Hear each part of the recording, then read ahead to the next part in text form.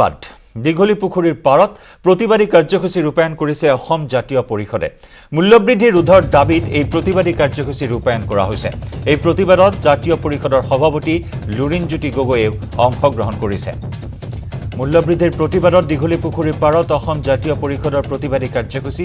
য'ত অংশগ্ৰহণ কৰিছে অসম জাতীয় পৰিষদৰ সভাপতি লুৰিণজ্যোতি গগৈ মূল্যবৃদ্ধি ৰোধ কৰাৰ দাবী উত্থাপন কৰিছে চৰকাৰ বিৰোধী শ্লোগানেৰে কপাইছে এই মুহূৰ্তত দীঘলী পুখুৰীৰ আকাশ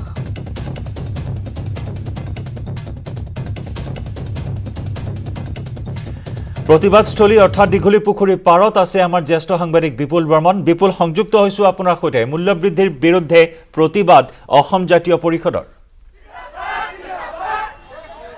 কিছু সময় আগতে আজি দেখিছোঁ যে গুৱাহাটী মহানগৰীত কেইবাটাও দলে প্ৰতিবাদ সাব্যস্ত কৰিছিলে সুকীয়াকৈ টিচি পইণ্টত ৰিপুণ বৰাৰ নেতৃত্বত তৃণমূল কংগ্ৰেছে প্ৰতিবাদ সাব্যস্ত কৰিছিলে তাৰ সন্মুখতে টিচিৰ পইণ্টত আমি দেখিছিলোঁ যে CPIMে প্ৰতিবাদ সাব্যস্ত কৰিছিলে আৰু এতিয়া আমি দেখুৱাইছোঁ দীঘলী পুখুৰীৰ পাৰত 33% মূল্যবৃদ্ধিৰ বিৰুদ্ধে আজি জাতীয় বিক্ষোভ কাৰ্যসূচী পালন কৰিছে অসম জাতীয় পৰিষদে আমি পৰিৱেশ দেখুৱাইছোঁ বৰ্তমান সময়ত এয়া চাওক অসম জাতীয় পৰিষদৰ যি তেখেতসকলৰ প্ৰতিবাদী কাৰ্যসূচী তেওঁলোকে পালন কৰিছে আমাৰ লগত সভাপতি আজি লুৰিণজ্যোতি গগৈ ডাঙৰীয়া উপস্থিত আছে আমি তেখেতৰ লাইভত আমি তেখেতৰ প্ৰতিক্ৰিয়া পোনপটীয়া সম্প্ৰচাৰ আপোনাৰ পৰা এই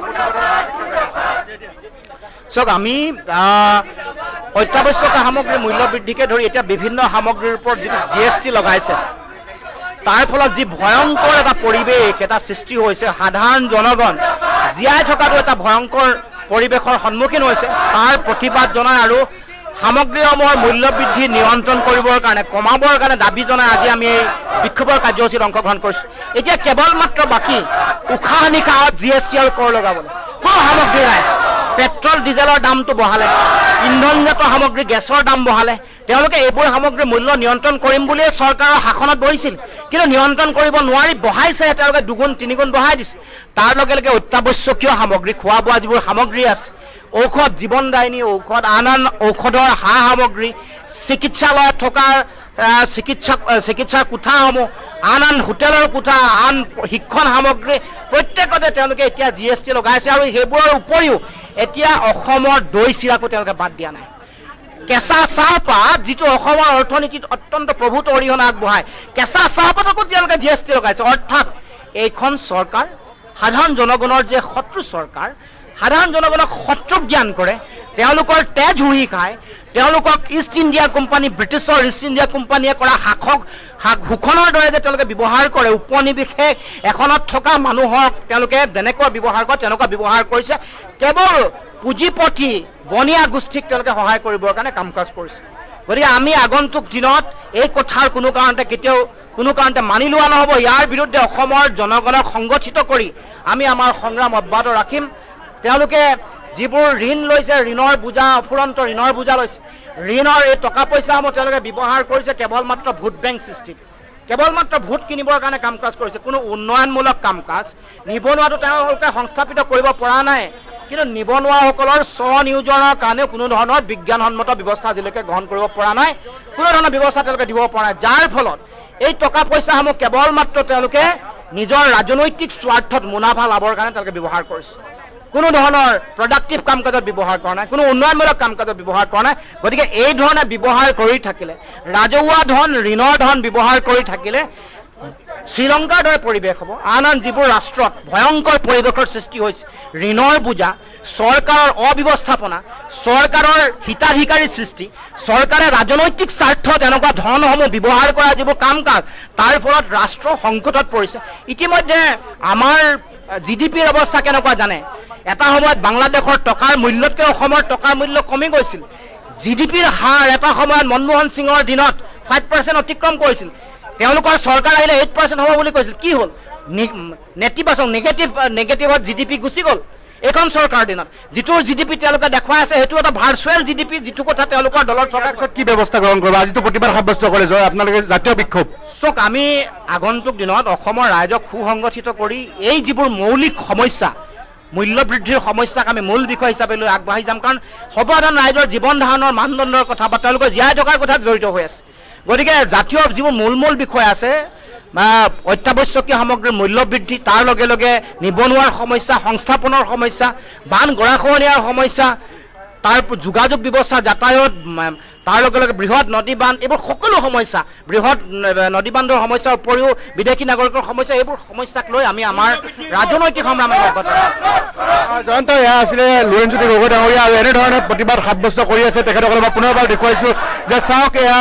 টেটুচেপা মূল্য বৃদ্ধিৰ প্ৰতিবাদত জাতীয় বিক্ষোভ কাৰ্যসূচী পালন কৰিছে অসম জাতীয় পৰিষদে আৰু কামৰূপ মহানগৰ সমিতিয়ে পালন কৰিছে আপুনি জয়ন্ত অকণমান সময় দিয়ক ইয়াত গিৰিণ তালুকদাৰ ডাঙৰীয়া আছে মই আপোনাক চমুকৈ এটা আপোনাৰ মন্তব্য বিচাৰিছোঁ যিহেতু মহানগৰ সমিতিৰ পৰা পাতিছে আপোনাৰ বিক্ষোভ এই বিক্ষোভ আমি অসমৰ জনসাধাৰণক এই বিক্ষোভৰ দ্বাৰা সজাগ কৰি দিবলৈ বিচাৰিছোঁ যে চৰকাৰৰ গোটেই বিষয়টো এটা অতিষ্ঠজনক পৰিস্থিতিলৈ আগবাঢ়িছে আপোনালোকে নিশ্চয় দেখিছে যে লাৰু পিঠাৰ পৰা আদি কৰি দৈ চিৰাটো এতিয়া মানে GST দিছে শিক্ষণ সামগ্ৰীত GST দিছে আৰু ইতিমধ্যে আপোনালোকে বজাৰ সমাৰত গ'লে দেখিব যে ক্ৰেতাৰ অভাৱত বিক্ৰেতাৰ অৱস্থা একেবাৰে দুৰ্দশাজনক হৈছে আৰু কোনো ধৰণৰ উৎপাদনক্ষম কোনো ধৰণৰ কাম কাজত চৰকাৰে নিজক নিয়োগ কৰা নাই মাথো চৰকাৰে তেওঁলোকৰ হিতাধিকাৰী আঁচনিৰ দ্বাৰাই ৰাজ্যখনৰ জনসাধাৰণৰ উন্নতি কৰিব বিচাৰিছে যিটো অসমৰ জনসাধাৰণে বুজা উচিত যে আমাৰ কাৰণে এটা ভয়ানক দিন আমি আগবঢ়াই আনিছোঁ আৰু আমি সকলো ৰাইজ সজাগ হৈ একত্ৰিত হৈ চৰকাৰৰ এই ব্যৱস্থাৰ বিৰুদ্ধে প্ৰতিবাদ কৰাৰ সময় আহি পৰিছে আৰু তাৰ কাৰণে সজাগ কৰাৰ কাৰণে আমি আজিৰ এই প্ৰতিবাদ কাৰ্য আৰম্ভ কৰিছোঁ জয়ন্ত এনেধৰণে আমি দেখুৱালোঁ বৰ্তমান সময়ত দেখুৱাইছোঁ যে দীঘলী পুখুৰীৰ পাৰত এই অসম জাতীয় পৰিষদে তেওঁলোকে প্ৰতিবাদ সাব্যস্ত কৰিছে জাতীয় বিক্ষোভ আৰু মই এইখিনি কথা লগতে জনাওঁ যে TC স্কুলৰ পইণ্টত তাত তৃণমূল কংগ্ৰেছে ৰিপুণ বৰাৰ নেতৃত্বত প্ৰতিবাদ সাব্যস্ত কৰিছে অভিনৱ প্ৰতিবাদ লাৰু পিঠা সকলোবোৰ ৰাখিছে যে গাখীৰ পৰ্যন্ত আৰু তাত প্ৰতিবাদ সাব্যস্ত কৈছে আমাক GST নালাগে তাৰ সন্মুখতে আপোনাৰ CPI মেনেজৰ এগৰাকী তেওঁলোকৰ বিধায়ক আছে মনোৰঞ্জন তালুকদাৰ সেই দলটোৱে বিক্ষোভ কৰিছে মূল্যবৃদ্ধিৰ বিৰুদ্ধে আৰু বহু ধৰণৰ সমস্যাৰ বিৰুদ্ধে তেওঁলোকে সমস্যা সমাধানৰ স্বাৰ্থত আজি এই ধৰণৰ প্ৰতিবাদ মুখৰ হৈ পৰিছে গুৱাহাটী মহানগৰ জয়ন্ত আমি দেখুৱালোঁ যে অসম জাতীয় পৰিষদৰ লুৰিণজ্যোতি গগৈ নেতৃত্বত দীঘলী পুখুৰীৰ পাৰত জাতীয় বিক্ষোভ কাৰ্যসূচী পোনপটীয়া সম্প্ৰচাৰত দেখুৱালোঁ জয়ন্ত হয় ধন্যবাদ বিপুল ধন্যবাদ জ্ঞাপন কৰিছোঁ আপোনাক আৰু এনেদৰে জাতীয় পৰিষদে দীঘলী পুখুৰীৰ পাৰত মূল্য বৃদ্ধিৰ বিৰুদ্ধে সাব্যস্ত কৰিছে উত্তাল প্ৰতিবাদ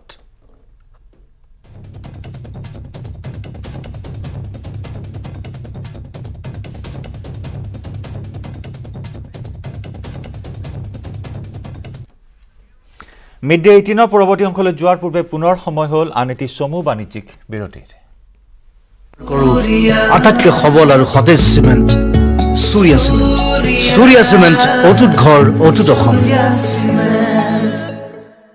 নিউজ হেডলাইন আগবঢ়াইছে পেট চফা আয়ুৰ্বেদিক চূৰণ পেট চফা প্ৰতিদিনে মজা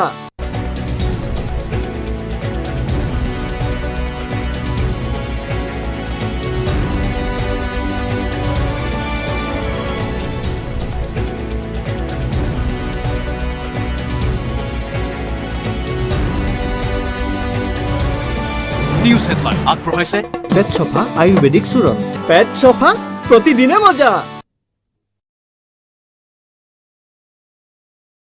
লিটাৰলৈকে গাখীৰ বিক্ৰী কৰিব পাৰে পৰিয়ালটোৱে আমি 2014 চনৰ 16 অক্টোবৰৰ পৰা দুজনী গাইৰ পৰা আমি গৰু ব্যৱসায় ভিত্তিত প্ৰতিপালন কৰিবলৈ লৈছিলোঁ তেতিয়াৰ পৰা এতিয়ালৈকে 20টা গৰু আছে এতিয়া 20টাৰে 13জনী ক্ষীৰতী গাই আৰু কাৰহলি আৰু দমৰাত 3টা আছে ডাঙৰ বুল এটা আছে এইখিনিৰে আমি ব্যৱসায় চলাই আছোঁ পৰিয়ালটোৱে কৰ্মসংস্থাপন দিছে 4জন লোকক তাৰে 2জন স্থায়ী কৰ্মচাৰী 2জনকে দৈমাৰী পৰিয়ালে প্ৰতিমাহে দিয়ে 9,000 টকা স্থায়ী কৰ্মচাৰী 2জন আৰু অস্থায়ী 2জনমান থাকে মাজে মাজে কেতিয়াবা সিহঁতক লগা হয় ঘাঁহ চাহ বনাবৰ কাৰণে ঘাঁহ ৰুবৰ কাৰণে আৰু গোহালিত গাখীৰ খিৰোৱাৰ পৰা আৰম্ভ কৰি সকলো কামখিনি কৰাৰ কাৰণে 2জন স্থায়ীভাৱে থাকে আমাৰ সিহঁতৰ দৰমহা আমি 9,000কে দিওঁ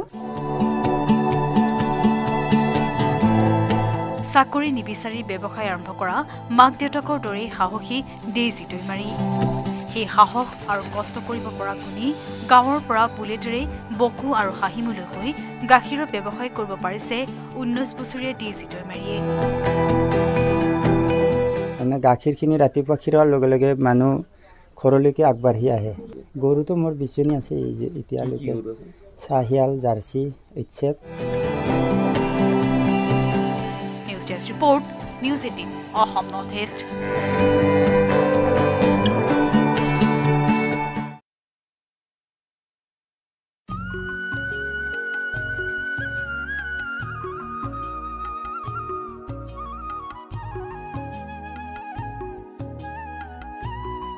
দুধনৈৰ আমগুৰিপাৰা পথাৰত ৰোৱনীসকল ব্যস্ত হৈ পৰিছে। কেইবাগৰাকী ৰোৱনীয়ে একেলগে ইবিঘাৰ পিছত সিবিঘা মাটি ৰুই গৈছে। এয়া পিছে সাধাৰণ ধান খেতি নহয়, কিছু পৃথক। এই খেতি মূলতঃ ব্যৱসায়িক ভিত্তিত কৰা হৈছে।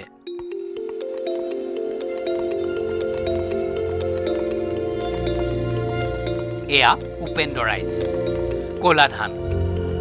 ক'লা ধান তথা উপেন্দ্ৰ ৰাইচৰ জনক উপেন্দ্ৰ ৰাভাৰ খেতি। এতিয়াও উপেন্দ্ৰ ৰাভাই নিজে ৰোৱনীৰ মাজত নিজে কঠীয়া বিলাই খেতিৰ তদাৰক কৰিছে। এইবাৰ উপেন্দ্ৰ ৰাভাই 40 বিঘা মাটিত ক'লা ধানৰ খেতি কৰিছে।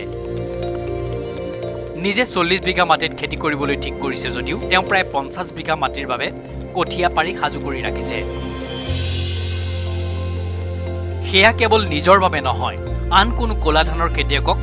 কঠীয়াৰ প্ৰয়োজন হ'লে সময়ত কঠীয়া দিব পৰাকৈ উপেন্দ্ৰ ৰাভাই ক'লা ধানৰ কঠীয়া মজুত ৰাখে। 50 বিঘা মাটিৰ কঠীয়া একেলগে পৰা নহয়, প্ৰায় প্ৰতি বিঘা মাটিৰে এই চুকত কঠীয়া পৰা হয়। এবিঘা মাটিৰ কঠীয়াৰ বাবে উপেন্দ্ৰ ৰাইচৰ প্ৰায় 1 কিলোগ্ৰাম বীজৰ প্ৰয়োজন হয়। নিজে খেতি কৰাৰ বাবে 50 কিলোগ্ৰাম বীজ ৰখাৰ লগতে উপেন্দ্ৰ ৰাভাই ৰাজ্যৰ ভিন্ন প্ৰান্তৰ খেতিয়কক যোগান ধৰিবৰ বাবে কেইবা কুণ্ডলো ক'লা ধানৰ বীজ মজুত ৰাখিছিল। 5টা ফেক্টৰীৰ মাজত 70 মন মান আছে, সেইটো মই বীজৰ কাৰণে ৰাখিম। বৰ্তমান গোটেই অঞ্চলৰ খেতিয়কবিলাকক খেতিয়কসকলক বুজাম তেওঁলোকক এইবিলাক জাত খেতি কৰিলে আমি আৰ্থিক ক্ষেত্ৰত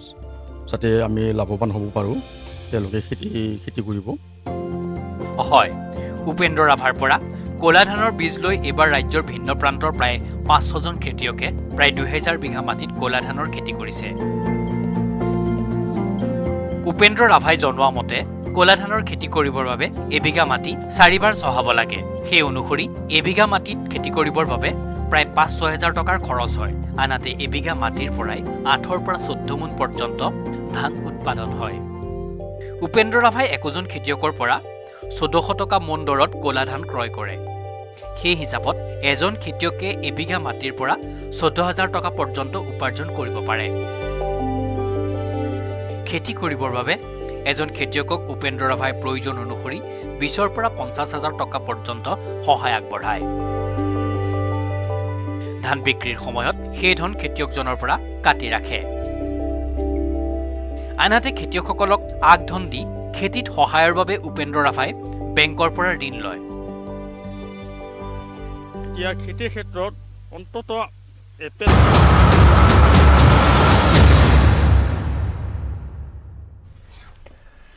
আৰু মিড ডে 18ত এই মুহূৰ্তত জনাও এটা ব্ৰেকিং নিউজ। গুৱাহাটীত জব্দ কৰা হৈছে মৰ্ফিন আৰু বিদেশী চিগাৰেট।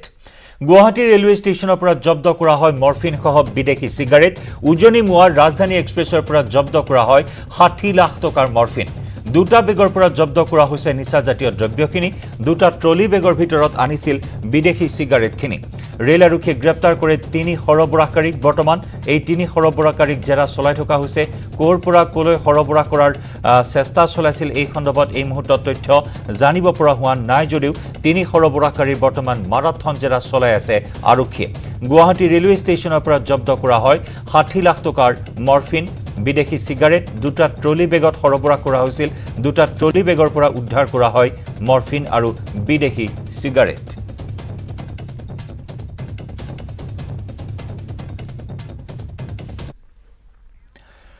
এজাক বৰষুণতে বুৰিল সোণাৰী নগৰ। ধুদৰ আলিত সাগৰ সদৃশ পৰিৱেশ। সোণাৰী পৌৰসভাৰ কাম কাজক লৈ ক্ষোভ প্ৰকাশ কৰিছে নগৰবাসীয়ে। সোণাৰী নগৰৰ নলা নৰ্দমাসমূহ পৰিষ্কাৰ নকৰাৰ অভিযোগ উত্থাপন হৈছে, যাৰ পৰিপ্ৰেক্ষিতত মাথো এজাক বৰষুণতেই সাগৰ সদৃশ পৰিস্থিতিৰ সৃষ্টি হৈছে। সাগৰ সদৃশ কৃত্ৰিম বানত বুৰ যাবলগীয়া হৈছে অঞ্চলটোৰ লোকসকল। সোণাৰী পৌৰসভাৰ কাম কাজক লৈ অসন্তুষ্টি প্ৰকাশ কৰিছে, ক্ষোভ ব্যক্ত কৰিছে নগৰবাসীয়ে।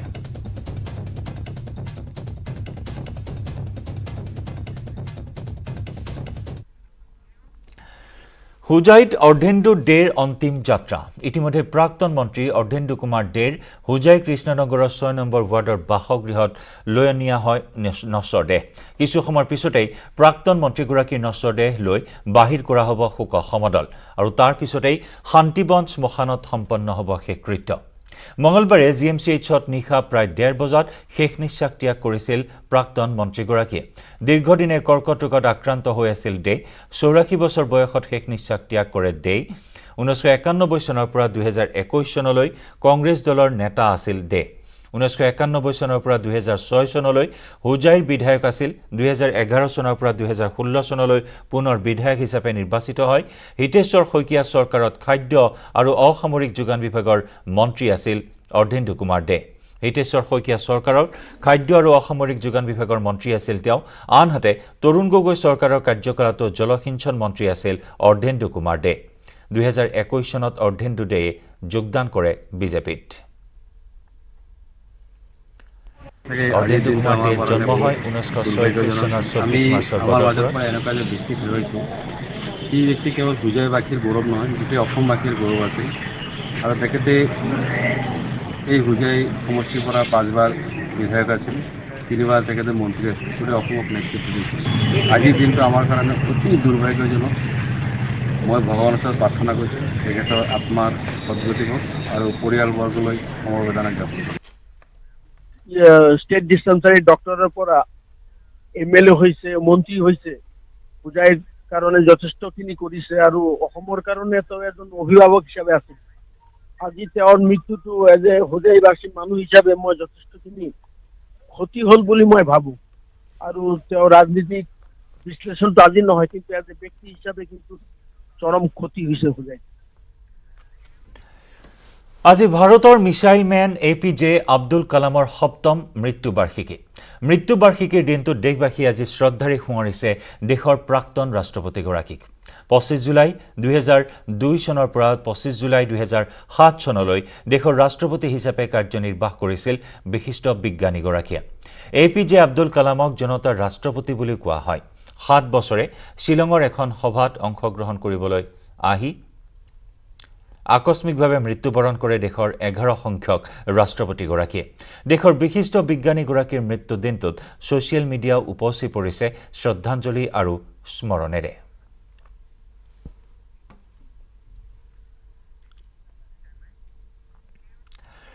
আজি অভিশপ্ত 27 জুলাই দৰং জিলাৰ ডিপিলাৰ গণহত্যাৰ আজি 31 বছৰ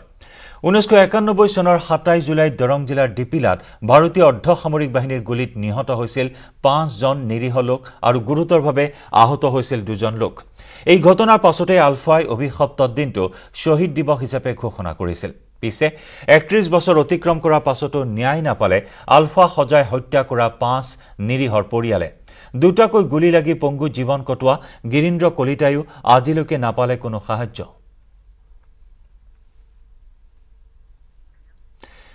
আমি আগবঢ়াম আমাৰ সাংবাদিক নৱজ্যোতি মহন্তৰ বিশেষ ৰিপৰ্ট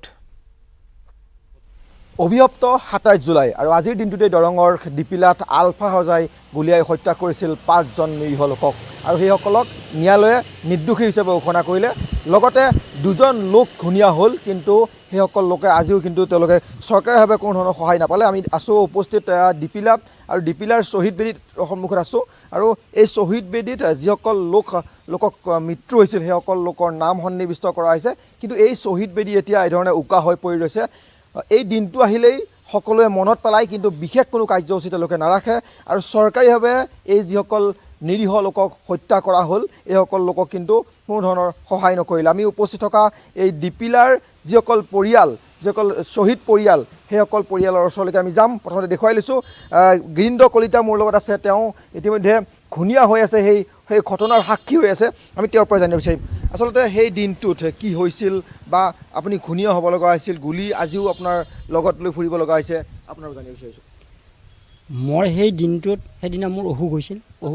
পথাৰত অসুখ হৈছিল অসুখ হওঁতে এই ডিপিলালৈকে আহিলোঁ আহি তাৰপিছত পথাৰৰ পৰা গ'লোঁ পথাৰৰ পৰা যাই তাতে পথাৰৰ পৰা BSF ধৰি ডিপিলালৈকে লৈ আহিছে লৈ আহি তাতে দলংখনৰ ওপৰত লাইন কৰি লৈ দৌৰিব দিছে দৌৰি পেলাই গুলি আহিছে পিছফালৰ পৰা মোৰ ভৰিত 2টা গুলি লাগিছে এটা আগ ভৰিত এটা বাওঁ ভৰিত লাগিছে এটা সম্পূৰ্ণ ঘটনাৰ আপুনি সাক্ষী হৈ আছে হয় চৰকাৰীভাৱে নিৰ্দোষী বুলি ক'লে এইসকল সমগ্ৰ ঘটনাটো নিৰ্দোষী বুলি ঘোষণা কৰিলে বনাইছে হা তাৰপিছত মই দৌৰোঁতে গুলি আহিছে দুটা গুলি লাগছে লাগি দুটা গুলি খাই মই ৰিহাপাৰা ৰৈছোঁ ৰিহাপাৰাত তাতে পৰি পিছদিনা মেডিকেলত নিছোঁ মেডিকেলতে জেলত থাকিলোঁ লকআপত থাকিলোঁ এই মেডিকেলত থাকিলোঁ তাৰপিছত তাত আহিছিলোঁ আহি মোক চৰকাৰে একোৱে সাই সুবিধা মোক আলফাৰ পৰাও নিদিলা চৰকাৰৰ পৰাও নিদিলা মোৰ যিখিনি পুনৰ সময় হ'ল আন এটি চমু বাণিজ্যিক বিৰতিৰ পিছতো অব্যাহত থাকিব মিড ডে 18 নমস্কাৰ